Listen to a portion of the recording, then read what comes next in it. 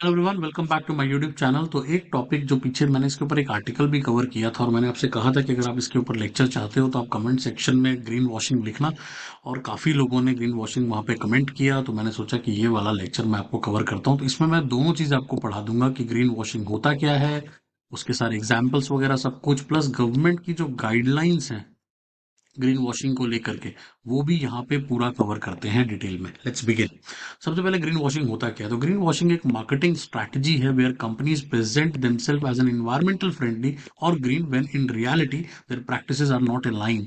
Basically है क्या, एक तरह का ग्रीन वॉशिंग क्या है, एक तरह का झूठ है, एक तरह की मार्केटिंग स्ट्रैटेजी है कि भाई कंपनी क्या करती है, वो आपको कहीं ना कहीं इमोशनल करने के लिए आपको ये कहती है कि भाई मैं तो बहुत इन्वायरमेंट फ्रेंडली हूँ, हमारी प्रैक्टिसेस बड़ी ग्रीन है, हमारे प्रोडक्ट्स ग्रीन है। बट एक्चुअली में उनकी जो प्रैक्टिसेस हैं उनकी वो कहीं से भी अलाइन नहीं होती और वो कहीं से भी इको फ्रेंडली स्टैंडर्ड्स को फॉलो नहीं करते। ठीक है। अब green washing typically involves misleading claims. अब इसमें जितने भी मिसलीडिंग क्लेम्स जो हमें एडवर्टाइजिंग के थ्रू बताए जाते हैं, प्लस इन्वायरमेंटल बेनिफिट्स के बारे में बताया जाता है कि इसको लेने से ये फायदा होगा, उसको वो लेने से फायदा होगा, प्लस काफी वेग और कहते हैं ना एग्जैगरेट करके किसी चीज को बताना, या कई बारी तो बहुत ही अनसब्सटैंशिएटेड स्टेटमेंट्स प्रोवाइड करना, ये सब कुछ ग्रीन वॉशिंग का पार्ट है। आगे बात करते हैं इसके की कैरेक्टरिस्टिक्स क्या है। तो सबसे पहले चीज तो आप देख लो मिसलीडिंग लेबल्स। हमने बहुत सारे लाइक जो प्रोडक्ट खरीदते हैं उस पर लिखा होता है इको फ्रेंडली है, ठीक है, नेचुरल है, ग्रीन है, बट एक्चुअली में ऐसा नहीं होता। दूसरा, इमेजरी लैंग्वेजेस। कई बार कंपनीज जानबूझकर ग्रीन कलर का इस्तेमाल करती है, फ्लावर्स बना देती है, ट्रीज बना देती है प्रोडक्ट के ऊपर, ताकि वो देखने से ऐसा लगे कि वो इको फ्रेंडली प्रोडक्ट है। ठीक है। Selective disclosure. कंपनी जानबूझ करके कहते हैं ना वही चीजें बताती हैं जो कि मतलब कहते हैं ना एक प्रोडक्ट में मान लो 10 चीजें यूज हो रही है, राइट। अब 10 में से हो सकता है 3 चीजें इन्वायरमेंट को फेवर करती हैं और 7 चीजें जो है वो इन्वायरमेंट को फेवर नहीं करती। तो आप क्या करते हो, उन 3 चीजों को सिलेक्ट करके उनको एडवर्टाइज करते हो। बाकी की जो 7 चीजें होती है जो बताने वाली होती है वो बताते नहीं। False certifications. कंपनी जानबूझ के दिखाती है कि हमें यहाँ से सर्टिफिकेट मिला है, वहां से सर्टिफिकेशन मिला है, बट वो सब फॉल्स होता है, कुछ होता नहीं है। सारे क्लेम्स बेकार होते हैं, थर्ड पार्टी क्लेम्स ले लेती है जानबूझ करके पैसे वैसे दे करके और लोगों को बेवकूफ बनाती है। तो this is different types of green washing which we can see around us. Examples की बात करें तो बहुत सारे ब्यूटी प्रोडक्ट्स हैं जो हमेशा ऑर्गेनिक नेचुरल ऐसे चीजों की बात करते हैं। आजकल तो खाने वाने के प्रोडक्ट्स में भी बहुत ज्यादा इसका इस्तेमाल होता है। सेकंड, फैशन ब्रांड्स जानबूझकर कहती हैं जी हमने बड़ा सस्टेनेबल तरीके से इसको बनाया है, ये जो बैग है इसमें कोई भी एनिमल का लेदर यूज नहीं हुआ है। इस तरह की बातें कई जगह पे सुनने को मिलती हैं। एनर्जी कंपनीज जानबूझकर बताती हैं कि जी देखो हम ग्रीन प्रोडक्ट्स बना रहे हैं, इससे कहीं ना कहीं ग्रीन एनर्जी को प्रमोशन मिलेगा, फॉसिल फ्यूल से हमारी डिपेंडेंसी कम होगी। इस तरह की बातें की जाती हैं। इम्पैक्ट की बात करें, इसका ग्रीन वॉशिंग का इम्पैक्ट क्या पड़ता है, तो पहला तो कंज्यूमर को बहुत ही मिस इन्फॉर्मेशन दी जाती है, कंज्यूमर मिसलीड होता है। ठीक है, कहीं ना कहीं जाकर उन ब्रांड्स को सपोर्ट करने लग जाता है जो कहीं कहीं से भी इन्वायरमेंट फ्रेंडली नहीं है। ट्रस्ट इरोजन होता है। ऑब्वियसली देखो आज नहीं तो कल लोगों को पता चल जाता है, लेकिन होता क्या है कि बहुत ज्यादा जो लोगों का ट्रस्ट होता है किसी ब्रांड के ऊपर कि वो ग्रीन वॉशिंग एक तरह से कहते हैं ग्रीन वॉशिंग कर रहे हैं लेकिन वो बताते नहीं है और वो ग्रीन लेबल्स का इस्तेमाल करते हैं, उससे कहीं ना कहीं लोगों का कंज्यूमर का ट्रस्ट टूटता है। फिर एक बार जैसे कहते हैं ना एक्स कंपनी ने कुछ गलत किया तो लोग वाई कंपनी पे भी भरोसा बंद कर देते हैं, क्योंकि वाई कंपनी हो सकता है सही भी काम कर रही हो, लेकिन वो नाम बदनाम हो गया एक तरह से। Inhibits progress obviously by distracting the true sustainable efforts. अब होता क्या है कि जो कंपनी सच में सस्टेनेबल एफर्ट्स डालना चाहती है, जो कहते हैं ना सच में जो लोग काम कर रहे हैं इस फील्ड में उनको भी नुकसान होता है। और अल्टीमेटली ग्रीन वॉशिंग क्या करता है, बहुत ही स्लो कर देता है सस्टेनेबल प्रैक्टिसेस को अडॉप्ट करने में। लोग भरोसा ही नहीं करते। आज के डेट में भी अगर मैं 10 लोगों से पूछूंगा और जाकर उनसे पूछूंगा कि क्या कंपनीज सच में ग्रीन फ्रेंडली इको फ्रेंडली काम कर रही है, तो उसे 10 में से 8 लोगों का यही कहना होगा कि नहीं यार हमें हमें तो नहीं लगता, हमें भरोसा नहीं है। लोगों का भरोसा उठ चुका है कि लोग कंपनी जो सच कह रही है कि झूठ कह रही है, राइट। गवर्नमेंट की गाइडलाइंस क्या है, अब उसके बारे में बात करते हैं, राइट। सबसे पहली चीज जो गवर्नमेंट की गाइडलाइंस है that is on consumer protection. जो सीसीपीए हमारा जो अथॉरिटी है उसकी क्या गाइडलाइंस है, तो वो 2022 में सीसीपीए ने वार्न किया कंपनीज को और कहा कि अगर आप कोई भी इन्वायरमेंटल क्लेम फेक डालोगे, authorities have the action to take all the action against the misleading advertisements. कोई भी मिसलीडिंग एडवर्टीजमेंट होगी तो हम उसके अगेंस्ट एक्शन ले सकते हैं। ग्रीन वॉशिंग प्रैक्टिसेस के अगेंस्ट हम ले सकते हैं और मिस इन्फॉर्म करने की अगर आप कोशिश करोगे तो there will be penalty for it. CCP mandates that eco-friendly or green claim must be substantiated by verifiable evidence. हाँ, वेरीफाइड एविडेंस। अब कहीं ना कहीं उन्होंने क्लियरली कहा कि अगर आप कोई भी कह रहे हो कि ये चीज ग्रीन है या इको फ्रेंडली है, तो आपको उसका एविडेंस देना पड़ेगा, not from the third party but from the जो सच में जिसको गवर्नमेंट ने ऑथराइज किया है, उनसे ही आपको वो क्लेम्स लेने पड़ेंगे। Unsubstantiated claims can lead to penalties and corrective actions. तो पेनल्टीज भी हो सकते हैं और करेक्टिव एक्शंस भी हो सकता है, कुछ कुछ केसेस में तो बैन भी लग सकता है। एडवर्टाइजिंग के पर्सपेक्टिव से जो हमारी बोर्ड है, that is called advertising standards council of India, ASCII, वो क्या कहती है इसको लेकर के, उसकी बात करते हैं। तो आस्की गाइडलाइंस कहती है क्लियरली, इन्वायरमेंटल स्टेट्स अगर आप कोई भी क्लेम दे रहे हो, it must be backed with data. आपको अपना डाटा भी और एविडेंस भी सबमिट करना पड़ेगा आस्की को, उसके बाद ही आप इस तरह की कोई एडवर्टीजमेंट को दे सकते हो। एडवर्टाइजिंग शुड अवॉइड वेग टर्म्स, प्लस यहाँ पर वेग टर्म्स को आप अवॉइड करो कि इको फ्रेंडली है, ग्रीन है, ये क्या है, बहुत ही वेग है। आप एग्जैक्टली बताओ कि आप क्या कर रहे हो, किस चीज में सपोर्ट कर रहे हो, राइट? वो चीज बहुत important. Claim must not be exaggerated, बहुत ज्यादा आप उसको बढ़ा चढ़ा कर मत बताओ, प्लस उसके प्रॉपर सर्टिफिकेशंस आपको क्लेम करके दिखाना पड़ेगा।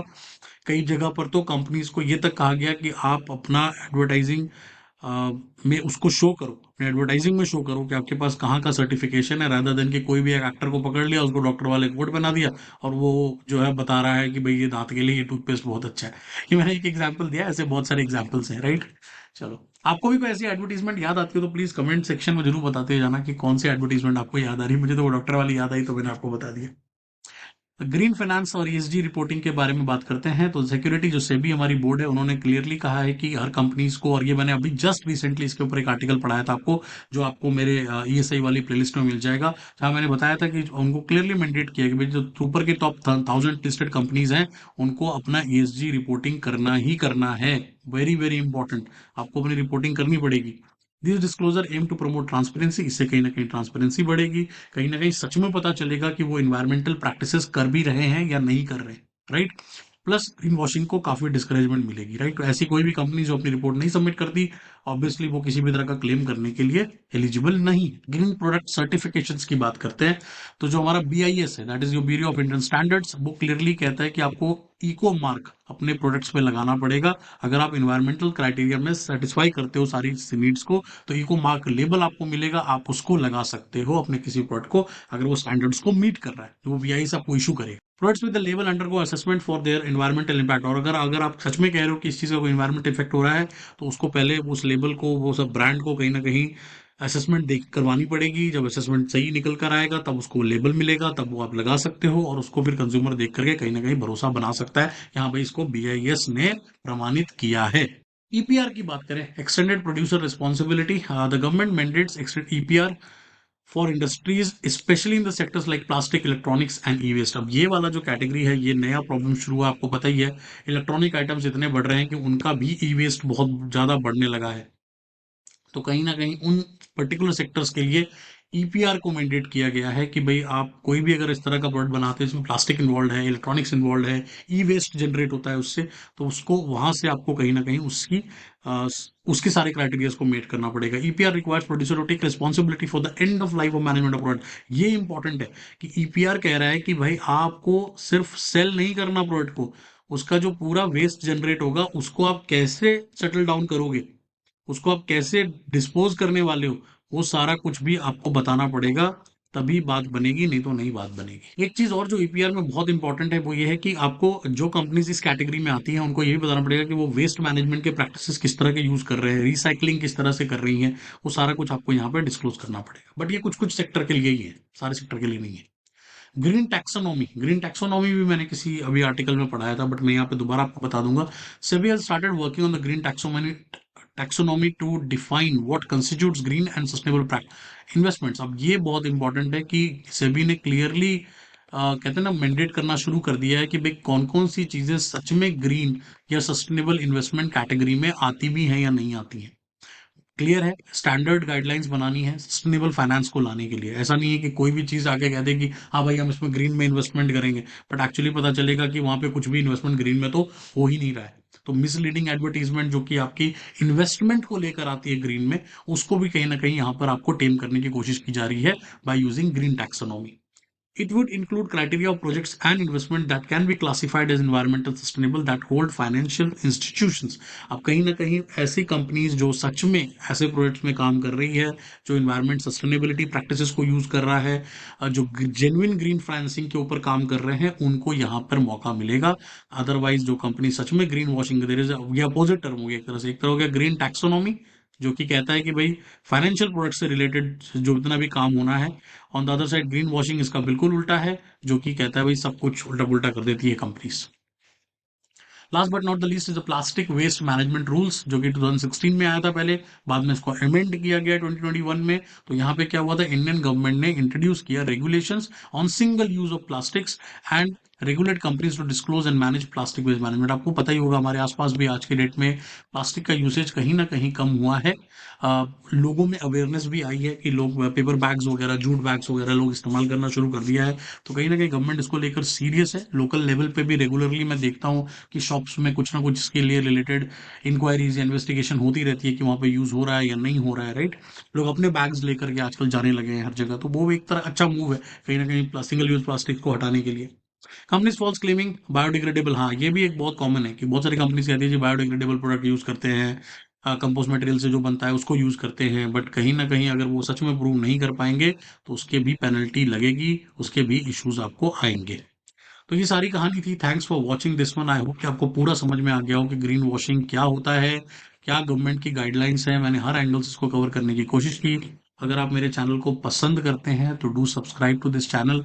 और अगर आप मेरे सारे नोट्स वगैरह को लेना चाहते हैं तो आप मेरा टेलीग्राम चैनल ज्वाइन कर सकते हैं। प्लस अगर आप मेरे नोट्स के को एक्सेस करना चाहते हैं तो आप मेरा नोट्स फोल्डर चैनल को ज्वाइन कर सकते हो। चैनल को ज्वाइन कर लेंगे, सारा फायदा मिल जाएगा। मिलते हैं अगली वीडियो में। बाय।